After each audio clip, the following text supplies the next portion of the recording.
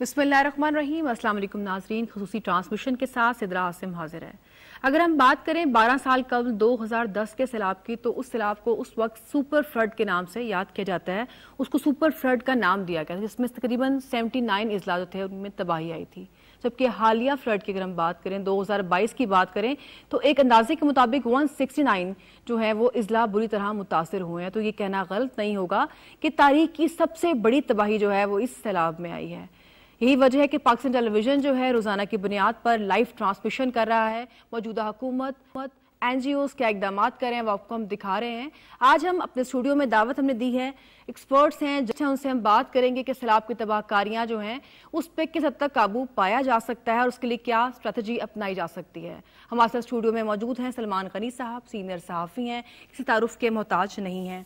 हमारे साथ मौजूद हैं डॉक्टर फौजिया अलवी, खसूसी तौर पर रिलीफ की सरगर्मियां देखने के लिए कनाडा से आई हैं और बतौर सदर एक फलाही इदारा जो है वो चला रही हैं।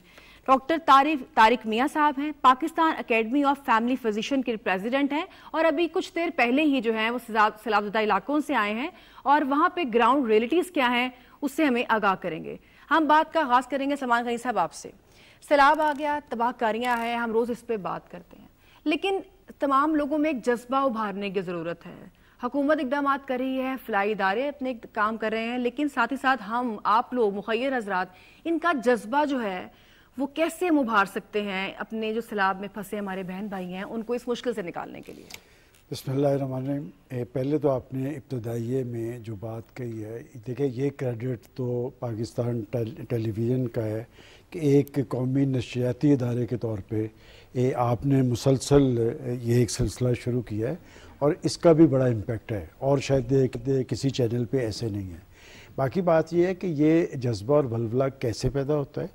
कुछ चीज़ें नेचुरल होती हैं और हमारा बड़ा एक अलमिया है कि सानहात और हादसात और कौमी आफात हमें वैसे ही इकट्ठा कर देते हैं। और मैं हमेशा ये कहता हूँ कि जब इस तरह की कोई कैफियत तारी होती है तो सबसे पहले वहाँ के मुकामी लोग ही हरकत में आते हैं, कोई किसी को मरने नहीं देता। चैरिटी में हम दुनिया के अंदर सरे फहरिस्त हैं, लेकिन इस सारी कैफियत को आगे बढ़ाने के लिए जो यकसुई और जो संजीदगी होती है वो फिर कौमी लीडरशिप पैदा करती है।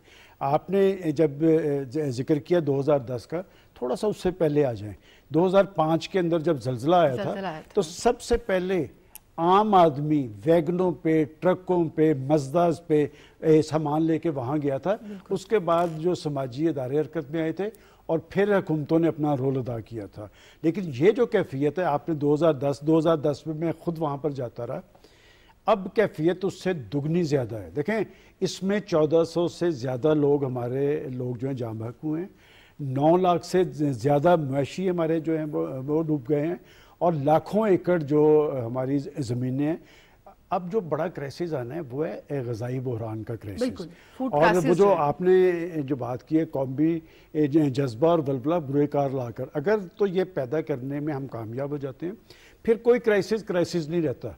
और बात यह कि जैसे मैंने पहले कहा कि जो लीडरशिप होती है ना, वो तो क्राइसिस ख़त्म करने का बायस बनती है, वो इस तरह के तहफ़्फ़ुज़ात के सद्भाव का बायस बनती है। मुझे जो खौफ है वो ये है कि आज जब हम एक तरफ तो अपने सैलाबज़दा इलाके देखते हैं कि वहाँ पर हमारा अरबों खरबों का नुकसान हुआ है, हमारे 1400 से ज़्यादा लोग दुनिया से चले गए हैं, लेकिन जो अहले सियासत के अंदर संजीदगी होनी चाहिए थी वो नहीं नज़र आ रही। पाकिस्तानी प्राइम मिनिस्टर बेचारा दुनिया के अंदर जाकर, और उसका भी एक मजाक बनाया जा रहा है कि वो अगर शंघाई कॉन्फ्रेंस में जाकर ये बताता है कि मौसमियाती तब्दीली की वजह से हम मुतासर हुए हैं। देखें ये वजह किन की वजह से थी, G20 ममालिक जो हैं 60-70% उनकी वजह से है। और जो 8 ममालिक मुतासर हुए हैं, पाकिस्तान वो जो कार्बन की प्रोड्यूसिंग में तो माइनस है, बिल्कुल एक से भी नीचे है, लेकिन भुगतना हमें पड़ा है। तो मैं समझता हूँ कि लीडरशिप को भी इस हवाले से संजीदगी जाहिर करनी चाहिए। और ख़ास तौर पे देखें, जब आप वोट मांगने के लिए जाते हैं तो आप अपनी खिदमात बताते हैं। अब बात यह है कि हमारे यहाँ ऐसी लीडरशिप मौजूद है जो वैसे तो कहती है जी कि हमने अरबों रुपए जमा कर लिए हैं। भाई अरबों रुपए आपने जमा कर लिए हैं, जिनके नाम पे जमा किए हैं आप वहाँ पर जाएँ, यही वक्त है। बात यह कि इस वक्त लाखों लोग जो हैं वो इस वक्त आसमान तले बैठे हैं, वो आपकी तरफ देख रहे हैं। और एक बात मैं आखिरी ये कहूँगा कि जब मुतअस्सरा लोग, एक वक्त होता है کہ وہ آپ کی طرف دیکھ رہے ہوتے ہیں کہ یہ ہماری خوراک، ادویات، ضروریات کا بندوبست کریں گے، اور جب آپ ان کے اس پہ اعتماد پر پورا نہیں اترتے پھر وہ اور طرف دیکھتے ہیں۔ اور ایک اور بات، آپ جب ہم یہ بات کہتے ہیں کہ سماجی ادارے، ہماری فوج کے لوگ بھی وہاں پر گئے ہیں، ہمارا سپہ سالار بھی گیا ہے، اور سب سے اہم بات کہ سیکرٹری جنرل UN جب پاکستان آئے، اگر وہ وہاں پر نہ جاتے، خود جا کے سیلاب زدگان کی صورتحال نہ دیکھتے تو وہ دنیا کو نہ بتا سکتے۔ اور اس نے جو فکرہ کا کمال کا فکرہ تھا کہ اگر میں وہاں پر نہ جاتا تو میں اس کا تصور بھی نہیں کر سکتا تھا، اور میں اس کی ریئل پکچر ہے وہ دنیا کو نہیں دکھا سکتا۔ بالکل ڈاکٹر فوزی صاحب، ہم کافی دنوں سے اس پہ ٹرانسمیشن کر رہے ہیں، ہم دیکھ رہے ہیں ٹی وی پہ، ہمارے رپورٹرز اس کو کور ہیں، سینئر صحافی جو ہیں وہ اس کو مزید بتا رہے ہیں، لیکن آپ گراؤنڈ ریئلٹیز ہمیں بتا سکتی ہیں، کیا صورتحال ہے وہاں پر؟ سننے میں یہ بھی آ رہا ہے کہ جو وبائی امراض ہیں وہ پھیل رہے ہیں، کس قسم کے وبائی امراض پھوٹنے کا خدشہ ہے، کیا کہنا چاہیں گے آپ؟ پہلے تو میں آپ لوگوں کا شکریہ ادا کرنا چاہتی ہوں، PTV کا، آپ سب لوگوں کا، کہ آپ لوگوں نے مجھے انوائٹ کیا ہے، اور I am really feel honoured to speak about it. میں بتاتی چلوں کہ جب میں نے پچھلے 3-4 ہفتے سے جب یہ سننا شروع کیا کہ پاکستان میں یہ ہو رہا ہے، تو جو بیرون ملک پاکستانی ہیں، ہم لوگ پاکستان میں تھوڑی سی چھوٹی سی بھی آفت آئے تو بہت پریشان ہو جاتے ہیں، لوگوں میں جذبہ ہے ایکچولی کچھ کرنے کا اپنے ملک کے لیے۔ تو کافی لوگوں نے، ان کو میرے کام کا پتہ تھا، انہوں نے مجھ سے رابطہ کرنا شروع کیا کہ فوزیہ تو کیا کر رہے ہو، کیا کریں ہم لوگ۔ تو اس وجہ سے پھر میں نے سوچا کہ میں یہاں پر آ کر خود دیکھوں، کیونکہ جیسے آپ نے بھی بتایا تھا کہ جب تک انسان گراؤنڈ پر نہ آئے، گراؤنڈ کی ریالٹیز نہ دیکھے تو اس وقت اندازہ نہیں ہوتا۔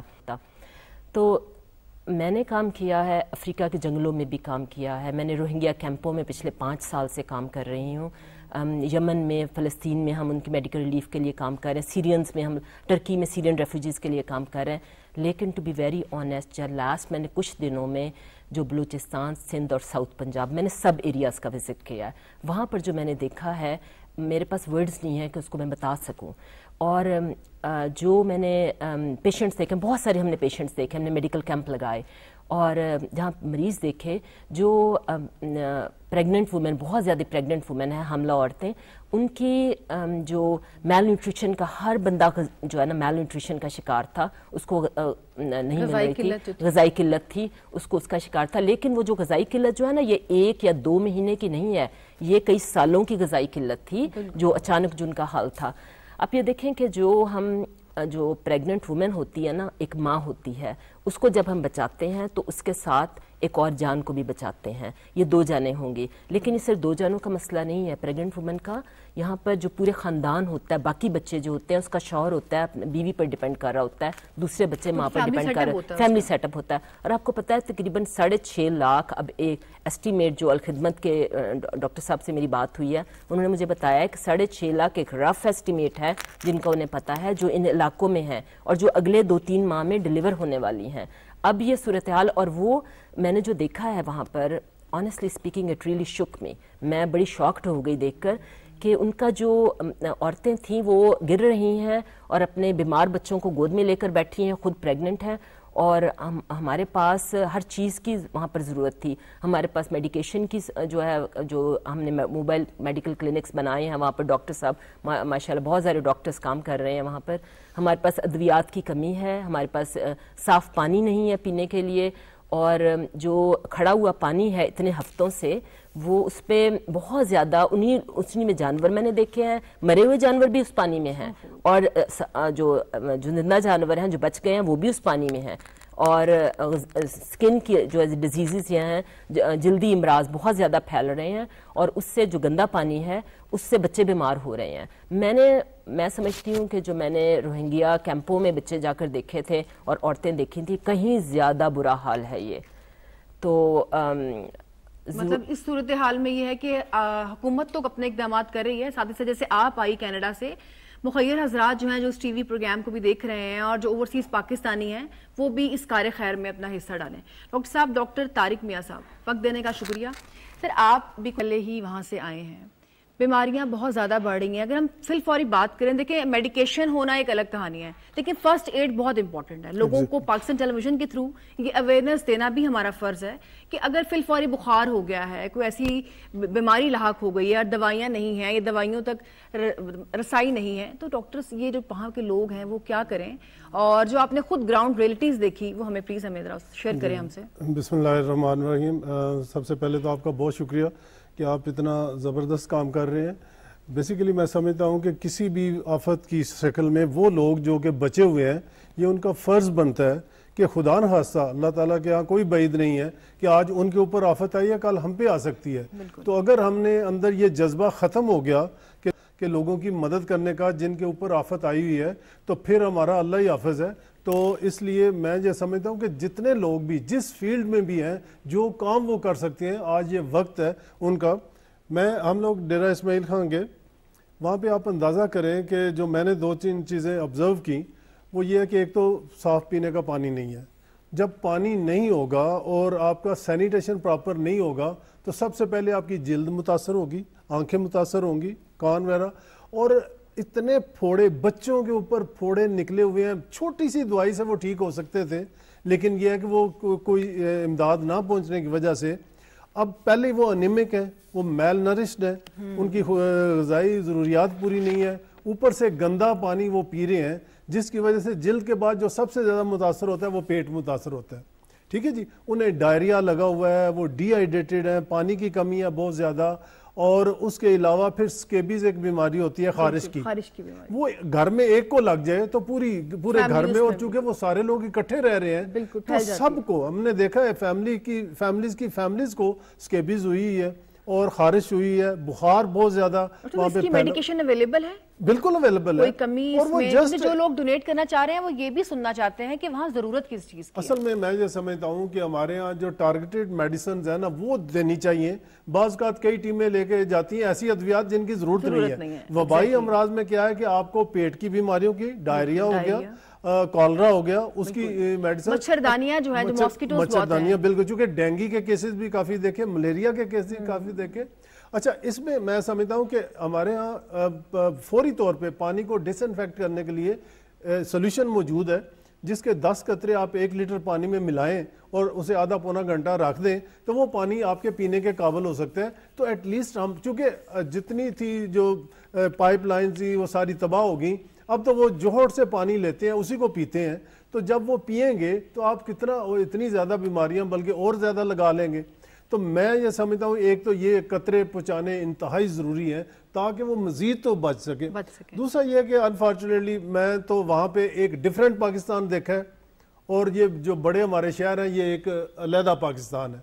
आप सोच नहीं सकते कि वो किस कदर लागर है ख़वातीन, और ऑन दी एवरेज 8 से 11-12 बच्चे, हर एक 16 साल की उम्र में शादी हुई, हर साल नया बच्चा. आप अंदाजा करें कि पहले ही वो मेल नरिश्ड है, तो बच्चा जब पैदा होगा वो उसने सारी ग़िज़ाई माँ से लेनी है, तो उस माँ का क्या हाल होगा.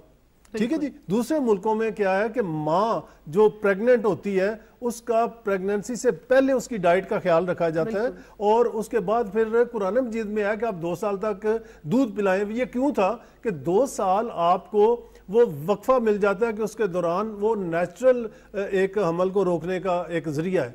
तो 2 साल का वक्फा डाल के अगर इस तरह से प्लानिंग हो, ये तो कुरान मजीद में है, हम इसको समझते हैं ये वेस्ट की साजिश है, हमारे खिलाफ नहीं है. बिल्कुल सीधी सी बात है.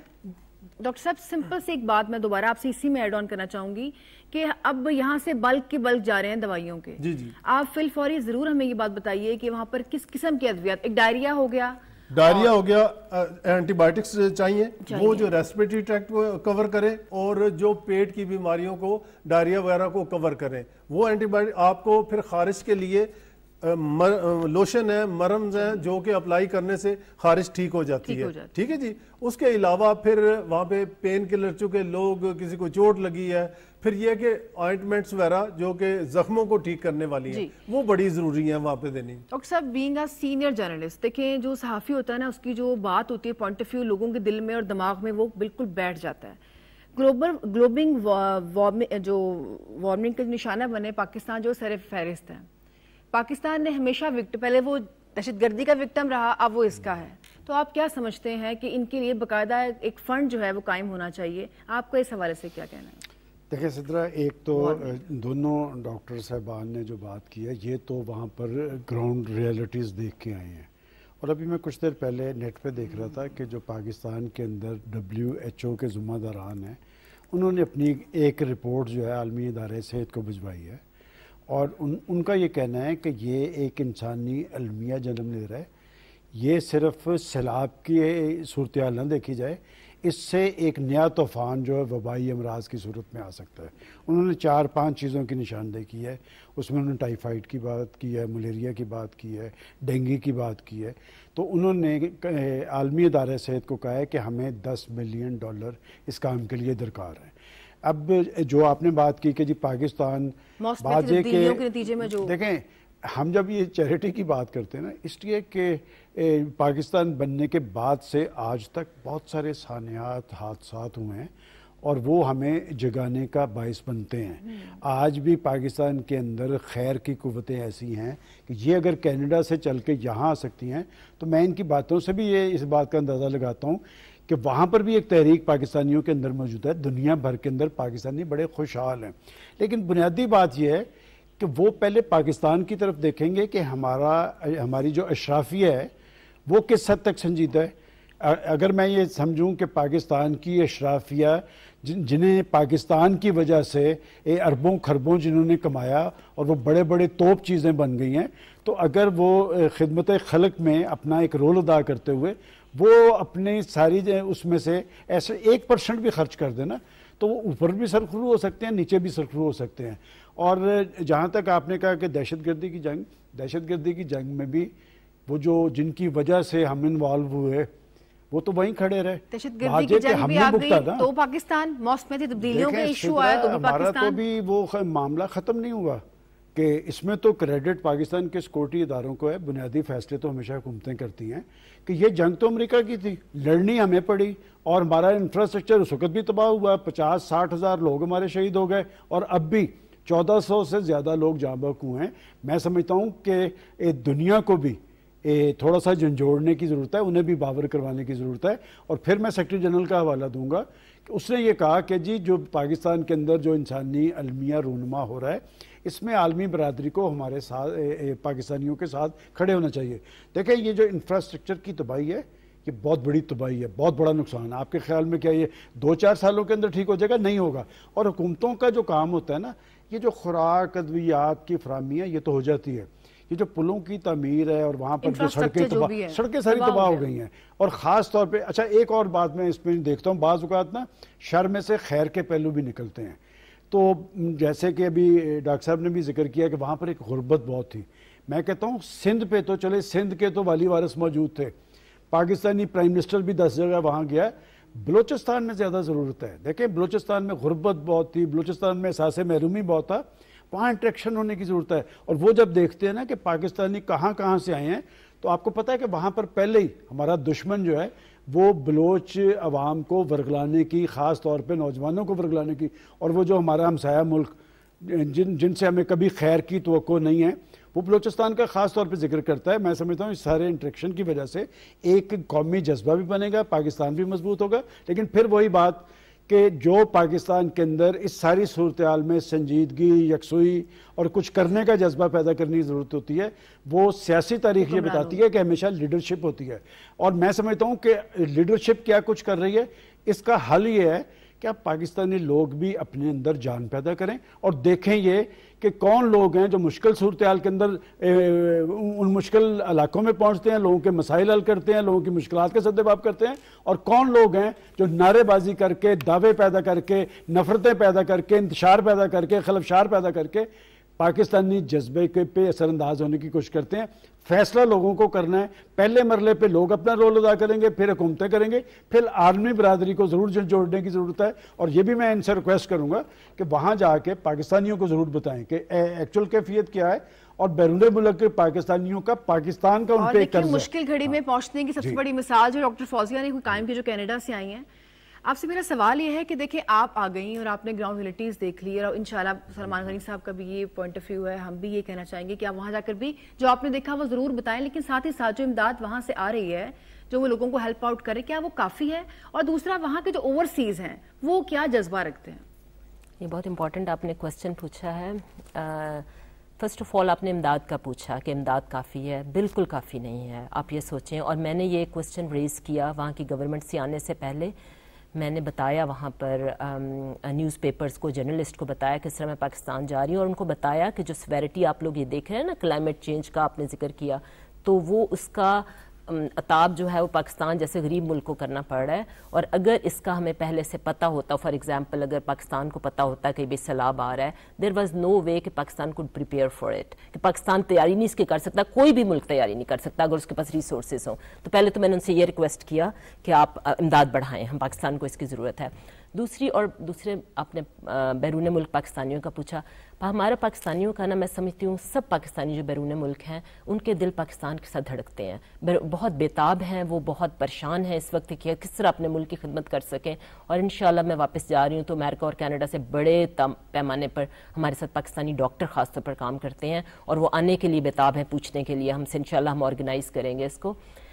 کچھ جو پچھلے چند دنوں میں نے وہاں گزارے ان لوگوں کے ساتھ, وہ اس سے نا ایک میں آبزرویشن ہے جو میں آپ سے شیئر کرنا چاہتی ہوں کہ ہم لوگ, ڈاکٹر صاحب نے ذکر کیا یہاں پر کہ ہم ان کو دوائیوں کی ضرورت ہے, یہ چیزیں دوائیوں کی ضرورت ہے. سب سے امپورٹنٹ بات یہ ہے کہ ہم اس سلوشن کی طرف آئیں کہ ان کو واپس اپنے بہن بھائیوں کو واپس ان کے گھر میں بسائیں جا کر, کہ جہاں سے وہ نکلے ہیں ان کو گھر میں بسائیں, اس لیے کہ موسم سردی کا شروع ہونے والا ہے, اس سے پہلے ہم ان کو کریں. دوسرا یہ ہے کہ میں آپ کو کچھ مینشن کروں گی نیپال کا. فار ایگزامپل نیپال میں کچھ سال پہلے بہت بڑا زلزلہ آیا تھا, رائٹ. تو وہاں ایوری ڈے وہاں یہ ہوتا تھا کہ جو حکومت کے آفیشلز ہوتے تھے. آپ کو انٹرپٹ کروں گی یہاں پر, ہم چھوٹی سی بریک لیں گے اور بریک کے بعد اس سلسلے کو یہیں سے جوڑیں گے. جی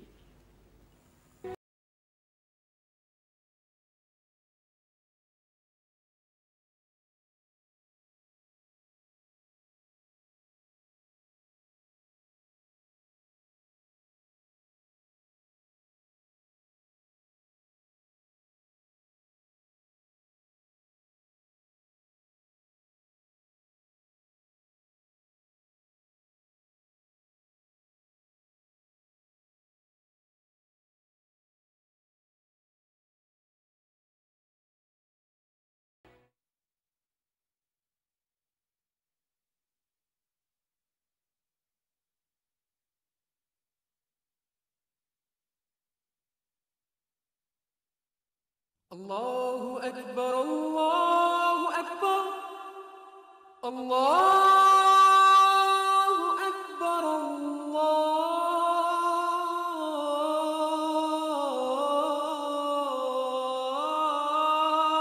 الله أكبر أشهد أن لا إله إلا الله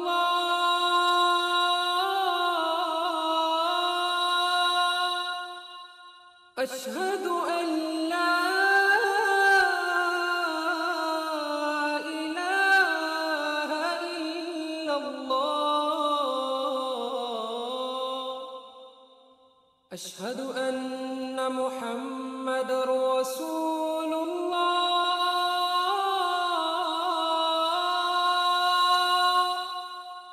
أشهد أن محمد رسول الله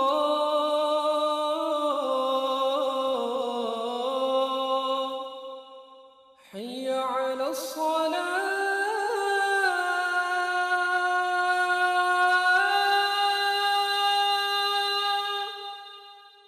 حي على الصلاة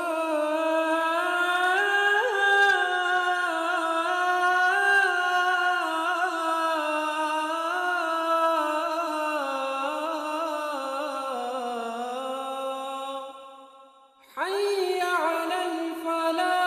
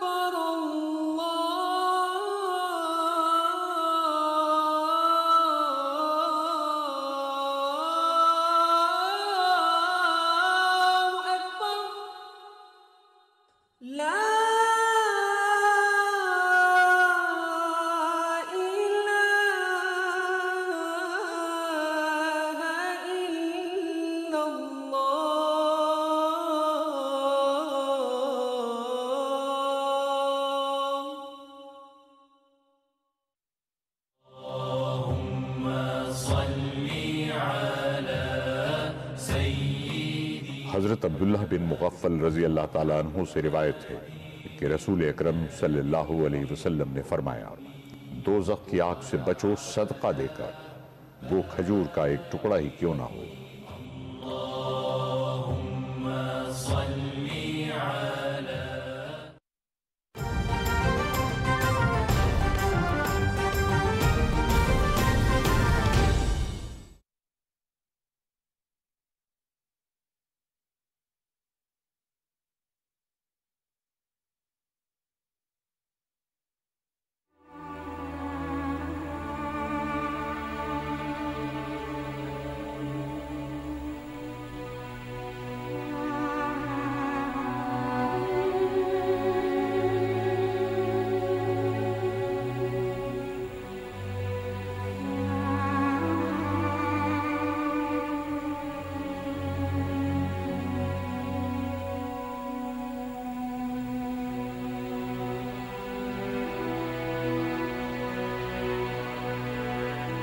جی ویلکم بیک، اور ہم سلسلہ وہیں سے شروع کریں گے جہاں سے ہمارا منقطع ہوا تھا۔ اب بتا رہی تھی وہاں پہ سیلاب زدہ علاقوں کی صورتحال۔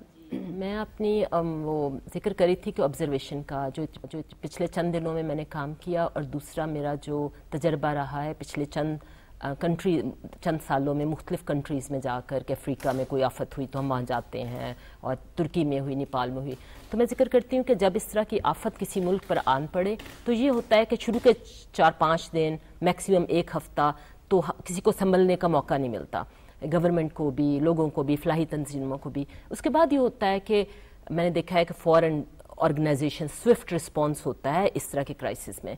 فار ایگزامپل میں مینشن کروں گی نیپال میں جب بہت بڑا زلزلہ آیا تو یہ ہوتا تھا کہ ہر روز شام کو میٹنگ ہوتی تھیں گورنمنٹ آفیشیل کے ساتھ، مختلف فلاحی تنظیموں کی، سب لوگوں کی اپڈیٹ کرتے تھے کہ کس جگہ خوراک کی ضرورت ہے، کس جگہ پانی کی ضرورت ہے، کس جگہ لوگ مر رہے ہیں ان کو نکالیں، تو یہ ہوتی تھی۔ میرے خیال میں جو مسنگ ہے پارٹ، اور یہ میں اس کو پوائنٹ آؤٹ کرنا چاہتی ہوں کہ ہم ایک پلیٹ فارم مس کر رہے ہیں، جس پلیٹ فارم پر جو دیکھیں پلیٹ فارم سٹارٹ ہوگا گورنمنٹ کی طرف سے کہ ہم ایک پلیٹ فارم دیں جو سب آرگنائزیشن جو این جی اوز کے ہم فلاحی تنظیمیں کام کر رہی ہیں ان کو ایک جگہ فراہم کریں کہ وہاں پر آئیں، وہ بتائیں ہو کیا رہا ہے اب گراؤنڈ پر، جو میں گراؤنڈ ریالٹیز کی بات کر رہی ہوں کہ ینگ اسٹوڈنٹس بیچارے لمس کے اسٹوڈنٹس، فار ایگزامپل میرا بھانجا بھی تھا، وہ بھی بیچارہ چلا گیا وہاں سے۔ میں نے 2 بہن بھائیوں کو دیکھا اسلام آباد سے، فاطمہ اور ابراہیم کو، وہ بھی پہنچے ہوئے تھے۔ اب وہ جس کو پتہ چلتا ہے جی فوڈ راشن دے رہے ہیں، ان کو پانی دے رہے ہیں جا کر، کچھ ڈاکٹرز جو پہنچے ہوئے ہیں وہ جن فلاں جگہ پر جا کر ان کو ٹریٹ کر رہے ہیں، لیکن ہمیں پتہ نہیں ہے کہ کس جگہ پر ضرورت ہے، کس جگہ پر نہیں ہے۔ نیٹ ورک کی ضرورت ہے، ہمیں ایک پلیٹ فارم کی ضرورت ہے۔ دیکھیں ہم لوگ جو ہے نا فلاحی تنظیمیں ہوتی ہیں وہ فل ان دا گیپس ہوتی ہیں۔ این ڈی ایم اے ہے، بہرحال اس کو اپنا ایک فعال رول بنانا چاہیے۔ نیشنل لیول پہ تو این ڈی ایم اے ہے اور پھر لیول پہ پی ڈی ایم اے ہے، لہٰذا یہ آپ درست کہہ رہی ہیں کہ ان سارے سلسلے کو منظم تو نہیں، اب تو دیکھیں 10 ہفتے ہو چکے ہیں، رائٹ، 10 ہفتے ہو چکے ہیں، یہ بارشیں سیلاب شروع ہوئے، تو اب ہمیں 1 ہفتے کے اندر پھر کہاں ادارے گئے، کہاں گورنمنٹ گئی، دیکھیں فلاحی تنظیمیں ہوتی ہیں اور persons like myself, doctor صاحب، ہم تو فل ان دا گیپس ہوتے ہیں، اور اس آفت میں گیپس بہت وائڈ ہیں، بہت زیادہ ہیں گیپس۔ ان گیپس کو فل کرنے کے لیے ہمیں بہت ارجنٹ اس کو کام کرنا ہوگا کہ سب لوگ ایک جگہ پر آئیں، اور یہ ہم فلاحی تنظیمیں نہیں کر سکتی کیونکہ ہمارے پاس ریسورسز نہیں ہیں۔ جب تک گورنمنٹ کے پاس ریسورسز ہیں، ان کے پاس انفراسٹرکچر ہے، مشینری ہے، ان کے پاس وہ موبلائز کر سکتے ہیں، اور ایک لیڈرشپ کی ضرورت ہے کہ ایک لیڈرشپ جو ہے نا وہ گورنمنٹ ہوتی ہے کسی ہر ملک میں، آ کر وہ کہے فلاحی تنظیمیں کام ڈسٹریبیوٹ کرے تاکہ ڈپلیکیشن آف سروسز نہ ہو، ہر بندہ جا کر فوڈ نہ ڈسٹریبیوٹ، وہ کہتے ہیں وہ بھوکے مر رہے ہیں، سب لوگ فوڈ کر دیں۔ دوسرا ہمیں اس پلیٹ فارم کی مسنگ ہے جو ہمیں ضرورت ہے اس کی۔ دوسری یہ کہ جس طرح ہم لوگ بات کرتے تھے ڈاکٹر صاحب کہ ان کو دوائیوں کی ضرورت ہے اور سب، لیکن ان کو گھروں کو بسانے کی ضرورت ہے، تو اس ٹائم پر ہر پاکستانی جو ملک میں ہے یا ملک سے باہر ہے وہ ایک جذبے کے ساتھ کردار اکٹھا کرے۔ ڈاکٹر صاحب سے میرا سوال ہے، یونیسیف کے مطابق پاکستان میں سیلاب کے بعد 34 لاکھ بچوں کو فی الفوری جو ہے وہ فرسٹ ایڈ کی ضرورت ہے، تو وہ بچے بہت زیادہ وکٹم بن رہے ہیں، تو اس کے لیے اب تک آپ نے کیا دیکھا کہ گراؤنڈ میں اب تک کیا ہو رہا ہے، اور کیا ایسی چیزیں ہیں جس میں حکومت کو فی الفوری اپنا کردار ادا کرنا ہوگا؟ دیکھیں آپ لوگ پہنچ گئے، بارش کا قطرہ تو کوئی بھی بن سکتا ہے، لیکن وہ ان کے والی بات کروں گی کہ حکمران اور یہ جو پوری سیاست کے جو لوسدان جو ہیں ان کو اپنا متحرک ہونا ہوگا اس کے لیے، تو یہ ایک سسٹم کے بغیر ممکن نہیں ہے۔ ایگزیکٹلی، میں آپ کے سوال کا جواب دینے سے پہلے ایک تو میں اپریشیٹ کروں گا پاکستان آرمی کو اگر پاکستان آرمی ہمارے ساتھ نہ ہوتی اور ہمیں ان جگہوں پہ لے کے نہ جاتی، سیکیورٹی پرووائڈ نہ کرتی، تو ہم وہاں پہ نہ جا سکتے. اور میرا خیال ہے کہ بعض لوگ ہمارے ہم وطن ہی فوج کو برا بھلا کہنا شروع ہو گیا. اگر فوج ایک ایسا ادارہ ہے جس نے اس سیلاب میں، ہر آفت میں بھی، لیکن اس سیلاب میں بہت زیادہ کام کیا ہے. ڈاکٹر صاحب شروع میں تو یہ ہوا کچھ جگہوں پر اتنا زیادہ پانی تھا کہ تھرو جو ہیلی کاپٹر ہی راشن پہنچا، فرسٹ ایڈ پہنچی. تو یہ سب پاک فوج کی وجہ سے ممکن. اور دوسرا میں ڈاکٹر فوزیہ کو سیکنڈ کروں گا کہ ہونا یہ چاہیے، مثلا ہماری آرگنائزیشن ہے، ہم اٹھے، ہمارے ساتھ سرور فاؤنڈیشن تھی جو ایکس گورنر ہیں پنجاب کے، ان کی ہم مل کے ہم وہاں پہ گئے. لیکن ہونا یہ چاہیے کہ ہمیں پہلے کوئی ایسا ادارہ، جیسے سلمان صاحب نے کہا کہ این ڈی ایم اے یا پی ڈی ایم اے، تو ہمیں پہلے اپلائی کرنا چاہیے وہاں پہ کہ جی ہم اپنی خدمات دینا چاہتے ہیں، کس ایریا میں ضرورت ہے وہ ہمیں گائیڈ کریں کہ کتنی کیا ضرورت ہے. اور دوسرا چیز یہ ہے کہ ہمارے پاس BHU بیسک ہیلتھ یونٹ پورے ملک میں پھیلے ہوئے ہیں. میں جاتا ہوں، میں جا کے 4 دن کیمپ لگاتا ہوں، اس کے بعد ان کو فالو اپ کرنے والا کون ہے؟ تو ہمیں چاہیے کہ گورنمنٹ ان BHUs کو ایکٹیو کرے، ہم ان کو سپلیمنٹ کریں، نہ کہ ہم جا کے ایک دفعہ کیمپ لگا کے ان بیچاروں کا دوبارہ پرسانے حال ہی کوئی نہیں ہے. یہ اس طرح سے کام نہیں چلے گا، یہ سینٹرلائزڈ ہونا چاہیے. اور پھر میڈیسن کی لسٹ جو ہے وہ NDMA اور PDMA جاری کریں اور لوگوں کو بتائیں کہ ہمیں یہاں پہ اتنے ڈاکٹر ہیں. مطلب ہمارے یہ ہے کہ میں نے چاہا کہ میں کام کرنا چاہوں گا، مجھے اپنے طور پہ سنا جی وہاں پہ ضرورت ہے، میں چلا جاتا ہوں، وہاں پہ پتہ چلتا ہے کہ وہاں پہ تو پہلے ہی لوگ بیٹھے ہوئے ہیں. تو ایسے ایریاز جہاں پہ نہیں کوئی، یہ ہمیں گورنمنٹ ہی بتا سکتی ہے اور وہ ادارے ہی بتا سکتے ہیں. تو اس طرح سے ایک کوآرڈینیٹڈ ایفرٹ جو ہے اس کی ضرورت ہے، نہ کہ جس کا جدھر منہ آیا وہ ادھر چل پڑا. تو اس طرح سے کام نہیں چلے گا. ٹھیک ہو گیا. سلمان صاحب میرا سوال یہ ہے کہ دیکھیں وزیر اعظم کا دورہ سمرقند میں کافی ممالک سے وہ ملے بھی، آپ کیا سمجھتے ہیں وہاں پر بھی سیلاب کے حوالے سے گفتگو ہوئی، وہاں پہ کیا مسائل ہیں اس کے بارے میں بات ہوئی؟ جو ہمارے ممالک ہیں، جو ہمارے دوست ممالک ہیں، مشکل کس گھڑی میں آپ ان کو کیا کہنا چاہیں گے؟ دیکھیں اب میں ڈاکٹر فوزیہ، ڈاکٹر صاحب آئے ہیں، ہم روز تو بات کرتے تھے لیکن آج صورتحال بالکل ہی ہمیں مختلف سننے کو ملی. جی بالکل ٹھیک. اچھا ابھی ڈاکٹر طارق صاحب نے جس طرح بات کی ہے اس میں میں نے خود بھی اپنے طور پہ ایک سجیشن دی تھی کہ آپ مختلف علاقوں کی زوننگ کر دیں. دیکھیں بڑے بڑے جو سرمایہ کار ہیں، ہمارے صنعت کار ہیں، تنظیمیں ہیں، ان کو پتہ ہو کہ یہ علاقہ آپ کے ذمے ہے، اس سے زیادہ نتیجہ خیز جو ہے یہ سارا عمل ہو سکے گا. جہاں تک کہ آپ نے سمرقند کانفرنس کا ذکر کیا، ایک بڑی پازیٹیو چیز یہ ہوئی کہ پاکستانی پرائم منسٹر نے وہاں پر موسمیاتی تبدیلی جو اپنی سپیچ کی ہے اس میں 2 ایشوز تھے. ایک تو افغانستان کا خاص طور پہ ذکر کیا، اس لیے کہ افغانستان ہمارا نیبرنگ کنٹری ہے اور افغانستان میں جو بھی حالات ہوتے ہیں اس سے ہم اثر انداز ہوتے ہیں. اور یہ ذمہ صرف پاکستان کا نہیں تھا، یہ سارے اس سے خطے کے ممالک تھے. اور ایک پازیٹیو چیز یہ تھی کہ خطے کے ممالک نے افغانستان کے اندر امن عمل کو آگے بڑھانے میں پاکستان کے پیچھے کھڑے ہوئے. اب دوسری بات موسمیاتی تبدیلی کے حوالے سے اور سیلاب، جو میری پرائم منسٹر صاحب سے خود بات ہوئی، چونکہ وہ پرسوں رات آئے، لاہور ہی اترے، میں نے پھر ان کو اس پہ ان کے وزٹ کے حوالے سے بات کرنے کی کوشش کی. انہوں نے کہا سلمان میری رشین پریزیڈنٹ سے بھی بات، چین نے بہت زیادہ کی ہے. اس کے بعد سب سے اہم بات جو جس کا ڈیو کریڈٹ ہے نا، دیکھیں میں ایکسپیکٹ نہیں کرتا تھا کہ UAE اتنی زیادہ امداد بھیجے گا. کوئی ایسا دن نہیں آ رہا کہ ان کے جہاز نہ آ رہا. پھر ترکی ہمارے ساتھ کھڑا ہوا، چین کھڑا ہوا، سعودی عرب نے بھجوایا. لیکن اب ایک اور مرحلہ ہے کہ آج سے 3 روز بعد پاکستانی پرائم منسٹر UN میں بھی جا رہے ہیں.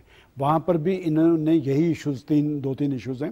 اس میں ایک ایڈ ہو جائے گا، کشمیر کا ایشو بھی ہوگا چونکہ UN کے پلیٹ فارم سے سائیڈ لائن جو ملاقاتیں پہلے ہوئی بڑا افیکٹو میٹنگ رہی، آگے بھی ایکسپیکٹڈ ہے. آپ کے پرائم منسٹر کو جس کیفیت میں وہ وہاں گئے تھے کہ 60% علاقہ تو ڈوبا ہوا تھا، ایک تباہی و بربادی کا عمل تھا اور ان کو بڑی پذیرائی ملی ہے. دیکھیں ہم یہ نہ سوچیں کہ جی وہ پاکستان مسلم لیگ نون کا وہاں پر وہ ایز پریزیڈنٹ پرائم منسٹر گئے ہیں، وہ پاکستانی قوم کا نمائندہ ہے.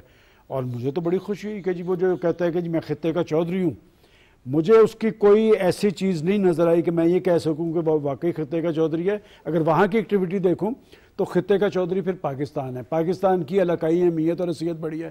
پھر ہمارا انیشیٹو اس لیے وہاں زیادہ ہے کہ ہم CPEC کی بات کرتے ہیں. دیکھیں CPEC جب ہم دفاعی اعتبار سے خود انحصاری کی منزل پہ پہنچے، کیسے پہنچے کہ ایٹمی دھماکوں کے جواب میں ہم نے ایٹمی دھماکے کیے، اسے لگ پتہ گیا.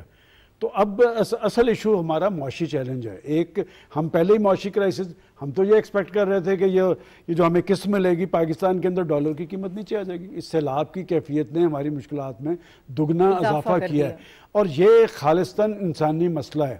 یہ نہیں کہ پاکستان آج اگر پاکستان اس صورتحال سے دو چار ہوا ہے, کل کو کوئی اور ملک ہو سکتا ہے. 8 ممالک اس وقت زد میں ہیں, پھنس پاکستان گیا ہے, پاکستان کے اندر صورتحال, اور یہ خالصتاً انسانی صورتحال ہے. اور جیسے ابھی ڈاکٹر فوزیہ نے بتایا کہ یہ مختلف ممالک کا دورہ کیا ہے, اور اس سے یہ جو صورتحال ہے کتنی زیادہ ہے. اور وہ جو میں WHO کی رپورٹ کا ذکر کر رہا تھا, جب انہوں نے وہ بنیادی مراکز صحت کا, اس میں انہوں نے نشاندہی کی ہے.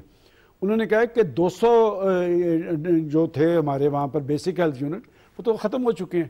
لہٰذا ان کا اپنا رول ہے, ہمارا اپنا رول ہے, اور خاص طور پہ اس خطے کے ممالک اور سمرقند کانفرنس, میرے خیال میں اس کے اچھے ثمرات دیکھنے میں آئیں گے. یہ ضروری نہیں ہوتا کہ ہم اس جو ہمیں انہوں نے امداد کیا اس کی اتنی زیادہ نمائش کی جائے. ہماری پاکستانیوں کی کوئی عزت نفس بھی ہے. میں سمجھتا ہوں کہ جب جو کرنے God helps those who help them self, پہلے مرحلے پہ ہم نے خود کرنا ہے, اور ہم جب خود کریں گے نا, اصل میں ہمارا مسئلہ ہی نیتوں کا ہے. اگر ہماری نیت درست ہو جائے, ہمیں کسی کے امداد کی ضرورت ہی نہیں ہے. میں نے جیسے پہلے کہا ہے, اسی لاہور کے اندر میں ایسے 100 لوگوں کو جانتا ہوں, اگر صرف وہ یہ ذمہ اٹھا لینا تو پھر حکومتوں کو امدادوں کی ضرورت ہی نہ رہے. اور میں سمجھتا ہوں کہ اس پاکستان کی سیاسی تاریخ میں پاکستانیت کا جذبہ جو ہے وہ ہمیشہ ورکنگ کلاس میں ہے, وہ غریب لوگوں کے اندر ہے. آپ دیکھتی نہیں کہ 14 اگست کو جب یوم آزادی کا دن ہے تو لاہور کی سڑکوں پہ کون نکلا ہوتا ہے؟ وہ غریب آدمی, وہ اپنے بچوں کو موٹر سائیکل پہ بٹھایا ہوتا ہے, ہاتھ میں انہوں نے جھنڈیاں پکڑی ہوتی ہیں. دیکھیں قائد اعظم محمد علی جناح نے اور علامہ اقبال نے جس سوچ اور اپروچ کے تحت اس ملک کا خواب دیکھا, اصل بات ہی یہ ہے, بات ہے کہ ہم جذبہ, آپ نے بڑے اچھا یہ پوائنٹ اٹھایا, یہ جذبہ کس نے ابھارنا تھا؟ آپ میں تو لگے ہوئے ہیں نا. اصل کام تو پولیٹیکل لیڈرشپ کا ہے. پولیٹیکل لیڈرشپ تو یہ کہتی ہے کہ جی آپ ان کو قسط نہ دیں, آپ وہ اپنی صوبائی گورنمنٹس کو کہتی ہے کہ آپ لکھ کے دے دیں کہ ہم ان کے ساتھ تعاون نہیں کریں گے. یہ آپ کی پولیٹیکل لیڈرشپ کہ جی تاکہ پاکستان دیوالیہ ہو جائے, ان کے جو مکروہ عزائم ہیں وہ پورے ہو جائیں, تاکہ ان کی سیاست چلی رہے. اور وہ شخص کون ہے جس شخص نے یہ کیا ہے؟ مجھے بہت افسوس ہوا, وہ تحریک پاکستان کے ایک کارکن کا بیٹا ہے. میں جمشید ترین صاحب کو 7 سلام پیش کرتا ہوں, لیکن بیٹا اس کا, اور اس پاکستان نے ان کو کیا دیا؟ اس پاکستان نے یہ کیا کہ 3 حکومتوں کے وزیر خزانہ رہے, اور اب مضموم مقاصد کی تکمیل کے لیے وہ صوبائی حکومتوں کو کہہ رہے ہیں کہ آپ لکھ کے دیں, ان کے ساتھ تعاون نہیں کریں گے. لیکن میں ایک بات ہمیشہ کہتا ہوں کہ حضرت باسف علی باسف نے کہا تھا کہ پاکستان نور ہے, نور کو زوال نہیں ہے. اور ایک چیز جو خود میں نے اپنی لائف میں دیکھی ہے, جس شخص نے پاکستان کے ساتھ غداری کی ہے نا, اس کا انجام بہت برا ہوا ہے. آپ ہسٹری اٹھا کے دیکھ لیں. میں آج بھی سمجھتا ہوں, آپ بھی بار بار یہ کہہ رہی ہیں کہ قومی جذبہ اور ولولہ اگر پیدا ہو جائے اس قوم میں, تو آپ ایک سیلاب کی بات کر رہی ہیں, آپ کرونا کی بات کر رہی ہیں. پاکستان معاشی حوالے سے خود انحصاری کی منزل پہ پہنچے گا. ہمیں اپنی نیت صاف کرنے کی ضرورت ہے, اور قومی جذبہ بروئے کار لانا چاہیے. اور فوزیہ, آپ سماجی کارکن تو ہیں ہی, سارے معاملات دیکھ رہی ہیں, لیکن یہ آپ ڈاکٹر بھی ہیں. جو سیلاب زدہ علاقوں میں آپ نے صورتحال دیکھی, بینگ اے ڈاکٹر آپ جو دیکھ کے آئی ہیں, آپ سمجھتے ہیں کس قسم کی بیماریاں ہیں.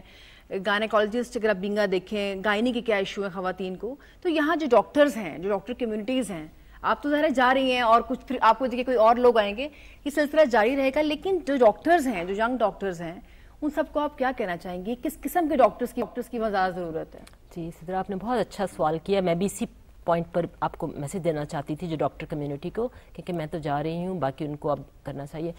میں نے وہاں پر جتنے بچے دیکھے ہیں نا, جو چھوٹے چھوٹے بچے مائیں اپنی گودوں میں لے کر بیٹھی ہوئی ہیں, اور ہر بچے کو بخار ہے. میں نے اپنی زندگی میں ڈاکٹر جو پچھلے 20 سال سے میں ڈاکٹر ہوں, 20-22 سال سے, میں نے اتنے بچے روہنگیا کے کیمپوں میں نہیں دیکھے جتنے یہاں پر دیکھے ہیں. اور وہ بچے مر رہے تھے. جن مرتے ہوئے بچوں کو میں چھوڑ کر آئی تھی نا, رات میں 2 بجے پہنچی ہوں راجن پور سے, اور میں سوچ رہی تھی میں کیوں چھوڑ آئی, میں وہاں رک جاتی. ان بچوں کو بہت ارجنٹ ضرورت ہے. یہ ہمیں جو ہم پلیٹ فارم کی بات کر رہے ہیں نا, یہ ہمیں وی نیڈ اٹ ٹوڈے. ہمارے پاس کوئی ٹائم نہیں ہے اس کے لیے کہ پلیٹ فارم ہو, پتہ چلے کن جگہوں پر ضرورت ہے. جو بچے مرتے ہوئے بچے چھوڑ کر آئی ہوں, وہ کل اس دن جب ہمارے رب کے آگے ہماری پیشی ہوگی, وہ ہم سے سوال کریں گے. اور مجھ پر ان بچوں کا قرض ہے کہ میں سب لوگوں کو بتاؤں. وہ بچے مجھ سے سوال کریں گے کہ فوزیہ الوی کو پتا تھا, تو وہ میں چھوڑ کر چلی گئی. اس لیے میں باقی لوگوں کو بتا رہی ہوں کہ جو آپ لوگ نکلیں، ڈاکٹرز یہاں پر بیٹھے ہوئے ہیں اپنے گھروں میں، ایک ایک ہفتہ جا کر ڈونیٹ کریں وہاں پر، اور BHC بیسک ہیلتھ یونٹ کا وہ ذکر کر رہے ہیں، وہاں پر ان کے پاس بہت سارے تباہ ہو گئے ہیں، لیکن ان کا سٹاف تو، ان کے پاس ایکسپیرینس سٹاف تو ہے، ان سٹاف کو بیچیں. اگر ڈاکٹر نہیں ہے وہ اس کو انٹراوینس لگا سکتے تھے بچوں کو. بچوں ڈی ہائیڈریشن کا شکار ہو رہے ہیں. اگر ایک ٹرینڈ سٹاف موبلائز کر دے گورنمنٹ کہ اس علاقے میں ضرورت ہے، وہ جا کر ان کو انٹراوینس لگا سکتی ہے. میں ان بچوں کو مرتا ہوا چھوڑ کر آ گئی ہوں آنیسٹلی اسپیکنگ. اور جو پریگننٹ عورتیں ہیں جو آج پریگننٹ ہیں وہ کل مر جائیں گی. ان کو بچائیں، یہاں پر نکلنے کی ضرورت ہے. اور اللہ تعالیٰ ہم سے، جو لوگ سن رہے ہیں اس بات کو، اللہ تعالیٰ اس کا حساب لے گا ہم سے. ڈاکٹر صاحب، Pakistan academy of family physician کے آپ پریزیڈنٹ ہیں. ابھی جو بات انہوں نے کی کہ ایک ڈاکٹروں کو وہاں پر جانا چاہیے، کیا آپ کی ڈاکٹرز جو ہیں وہ خود سے وہاں جانا چاہتے ہیں یا آپ ان کو تیار کر رہے ہیں؟ کیونکہ آپ کے ذمہ ایک بہت بڑی ذمہ داری ہے، اللہ تعالیٰ نے بھی ڈال دی اور وقت اور حالات نے بھی ڈال دی. دیکھیں جی، 2010 کا اسلاب آیا تو آپ اندازہ کریں، ہم نے جس ڈاکٹر کو کہا کہ آپ نے جانا ہے، لوگوں نے، میں یہ سمجھتا ہوں کہ انسان میں اور حیوان میں فرق یہ ہے، حیوان اپنے لیے جیتا ہے، انسان جو ہے وہ دوسروں کے لیے جیتا ہے. اگر آپ دوسروں کے لیے نہیں جی رہے اور صرف اپنی روزی روٹی کے پیچھے لگے ہوئے ہیں، صبح و شام کما رہے ہیں اور اپنے اوپر ہی لگا رہے ہیں، تو پھر آپ، میں ساری ٹو سے کہ آپ انسانیت وہ نہیں ہے. انسان وہ ہے جو دوسروں کے دکھ بانٹے. اور ہمارا مذہب، ہمارا دین بھی یہی کہتا ہے کہ جب تک آپ دوسروں کا آپ خیال نہیں کریں گے، انسان کو اسلام نے بیسیکلی تو یہی ہمیں سبق دیا نا. تو اس لیے ڈاکٹرز جانے کے لیے بالکل تیار ہے. کسی کو کہا جائے تو وہ صرف یہ ہے کہ میں یہ سمجھتا ہوں کہ ایک کوآرڈینیشن ہونی چاہیے ضرور. ہمارے ساتھ لیڈی ڈاکٹرز تھیں. اب ہم نے ایک سجیسٹ کیا کہ ہم پورٹیبل الٹرا ساؤنڈ مشین وہاں پہ لے جائیں، جو پریگننٹ ویمن ہے ان کا جو پرابلم ہے، اور وہاں پہ کسی کمرے میں ہم مائنر سا آپریشن تھیٹر بنا سکتے ہیں، ان کی ڈیلیوریز ہو سکتی ہیں. تو اس طرح سے یہ باقی سارا کچھ کرنا یہ گورنمنٹ کا کام ہے کہ ہمیں کہاں پہ ضرورت ہے، کہاں کس چیز کی ضرورت ہے وہ ہمیں بتائیں. باقی ہمارے رضاکار تو آج بھی، مطلب ہمیں کل پتہ چلا کہ جی ایک المصطفیٰ فاؤنڈیشن ہے، انہوں نے کہا جی ہمیں سکھر میں ضرورت ہے. ہم نے فوراً ٹیم تیار کی ان کے. اب کل مجھے آیا جی کہ لاڑکانہ میں ضرورت ہے، تو اب ہم انشاءاللہ کل ایک ٹیم لاڑکانہ بھیج رہے ہیں. اس لیے جہاں سے ہمیں ویسے پتہ چلتا ہے، لیکن میں یہ سمجھتا ہوں کہ اگر اس کو فروٹفل بنانا ہے تو پھر گورنمنٹ ایسا نیٹ ورک بنائے تو کہ اس میں سارا وہ انفارمیشن دے ڈیلی کہ اب جی وہاں پہ ضرورت ہے، تاکہ ڈپلیکیشن نہ ہو سروسز کی. اور پھر یہ ایک اور چیز ہے کہ وہاں پہ ایک اور چیز دیکھی کہ سڑکوں کے اوپر کچھ جو پروفیشنل بیگرز ہیں وہ بیٹھے ہوئے، وہ ٹرک جاتے ہیں، وہ لوٹ لیتے ہیں، سنیچرز، اور جہاں پہ پہنچنا ہے وہاں پہ نہیں پہنچنی. تو اس لیے گورنمنٹ سیکیورٹی بھی دے اور جگہ بھی آئیڈینٹیفائی کرے، تو پھر اگر اس طرح کی ایفرٹ ہوں گی تو پھر وہ فروٹفل بھی ہوں گی. اسماعیل صاحب، بڑی اچھی انہوں نے پوائنٹ اٹھائی کہ رستے میں سنیچنگ ہو جاتی ہے، اس کا پوری سیکیورٹی کا سسٹم بھی ہونا چاہیے. اور بینگ اے جرنلسٹ آپ کیا کہنا چاہیں گے مستحق جو لوگ ہیں ان تک امداد پہنچانے کے لیے، منصفانہ تقسیم کے لیے کیسا نیٹ ورک مرتب کرنے کی ضرورت ہے؟ دیکھیں چیزیں تو یہاں سے جا رہی ہیں، اسکول سے، کالجوں سے، NGOs بھجوا رہی ہیں، فلاحی ادارے پہنچا رہے ہیں، لیکن اس چیز کو انشور کرنا کہ کیا وہ وہاں پہنچ رہی ہیں یا نہیں، نیٹ ورک کیسے مرتب کیا جا سکتا ہے؟ یہ نیٹ ورک آپ کے پاس وہاں پر موجود ہے. جن ڈسٹرکٹس میں یہ وہاں پر ڈسٹرکٹ گورنمنٹ تو ہے. میں نے آج ہی میری چیف منسٹر پنجاب سے بھی ملاقات ہوئی تو میں نے ان سے یہ بات کی تھی کہ آخر کیا وجہ ہے کہ ہماری سیاسی قوتیں جو ہیں وہ اپنے مفادات کے لیے حکومتیں تو تشکیل دیتی ہیں، آپ اپنا ڈسٹرکٹ گورنمنٹ سسٹم کیوں نہیں بتاتے؟ دیکھیں جب تک آپ کا یہ بیٹھی ہیں کینیڈا کے اندر، وہاں پر حکومتیں نہیں کرتی، وہاں کا ڈسٹرکٹ گورنمنٹ سیٹ اپ بڑا مضبوط ہوتا ہے. یہ بیسیکلی انہوں نے وہاں پر کام کرنا ہوتا ہے. اور سدرا یہ ہمارا قومی المیہ ہے ساری پولیٹیکل پارٹیز کا، ان کے منشور اٹھا کے دیکھ لیں، بڑا لمبا ایک سبق دیا ہوگا کہ ہم آئیں گے، بلدیاتی اداروں کے انتخابات کرائیں گے، بلدیاتی انتخابات کو بااختیار کریں گے، لوگوں تک پہنچائیں. اگر آپ کا ڈسٹرکٹ گورنمنٹ سسٹم وہاں پر موجود ہوتا تو یہ سب کچھ کرنے کی ضرورت نہیں تھی. اور میں سمجھتا ہوں کہ پولیٹیکل پارٹیز کو بھی اس پہ سوچنا چاہیے.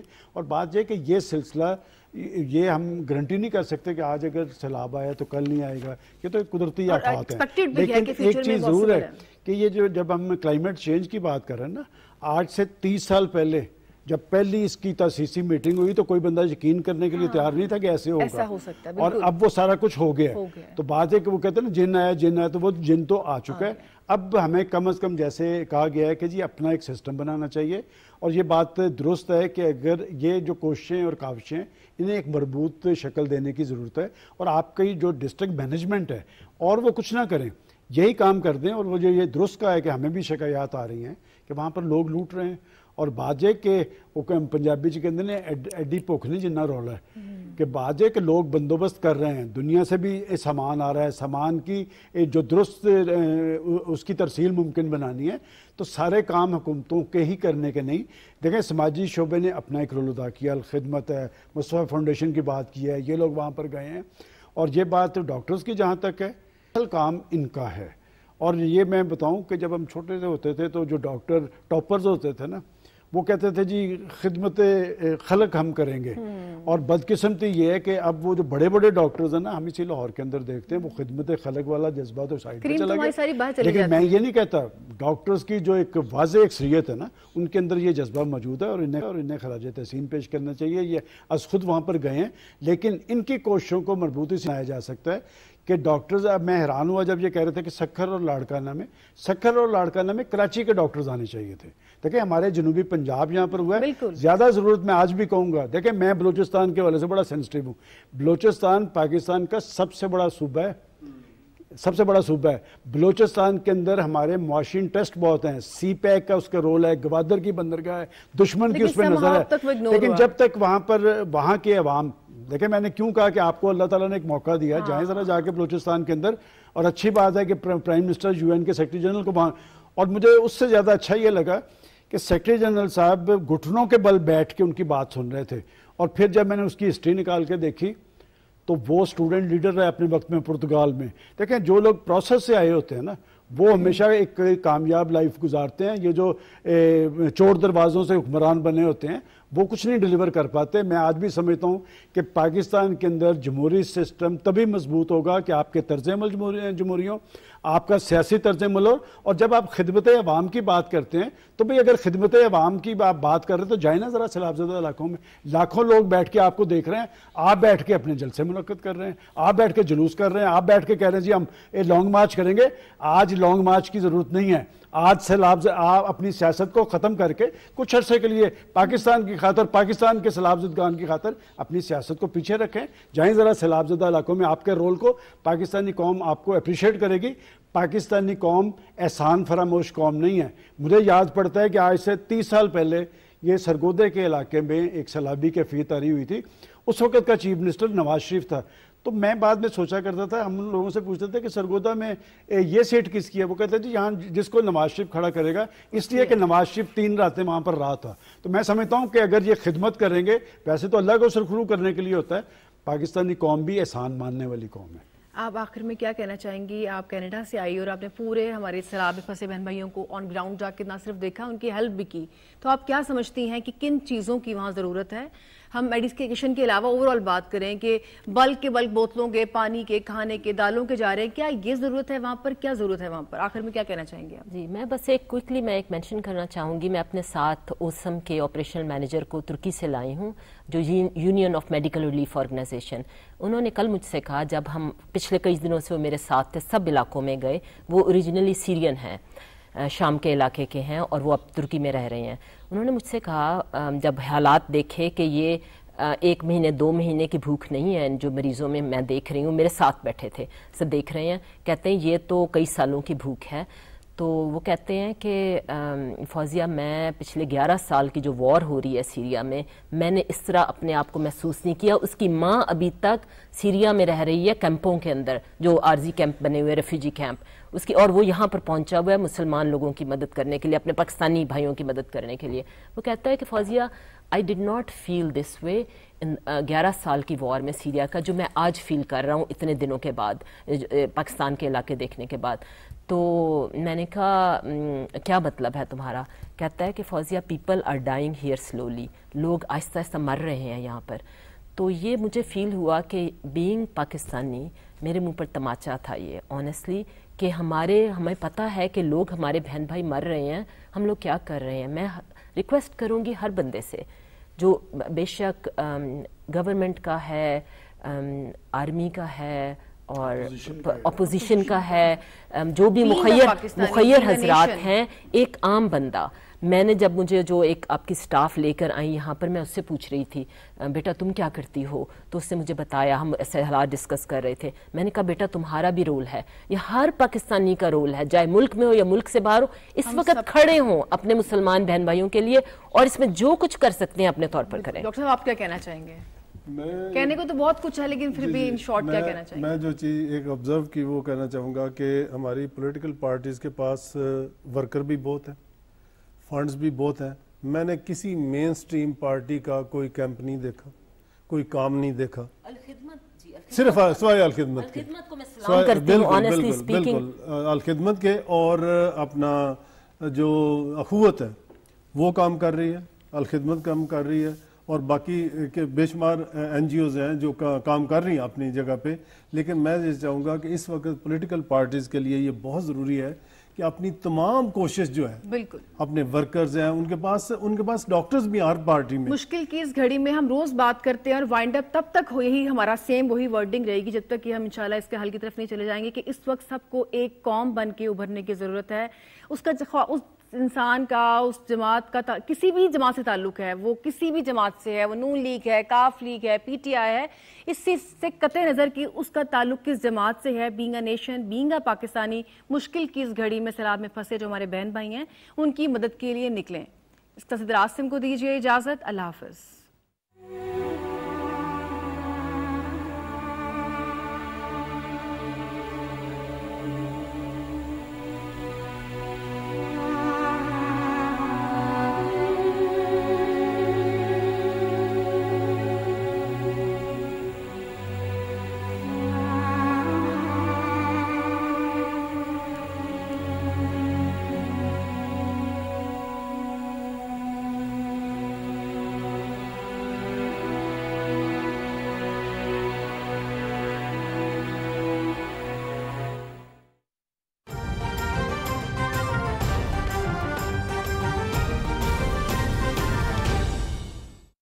بے شمار بارشیں، بے حساب تباہی، پاکستان میں تاریخ کا بدترین سیلاب. کوئی اپنوں سے بچھڑا تو کسی کا گھر اجڑا. سیلابی ریلوں میں بستیاں بہہ گئیں. سیلاب نے کھیتوں کی ہریالی چھین لی، کسانوں کے چہروں سے خوشحالی نوچ لی. وزیراعظم کی قوم سے عطیات کی اپیل، ہاتھ بڑھائیں، مشکل میں ساتھ نبھائیں. بے گھر سیلاب زدگان آپ کی امداد کے منتظر. اپنے عطیات دل کھول کر وزیراعظم ریلیف فنڈ میں جمع کرائیں. فریاد سنیں، ہمدرد بنیں.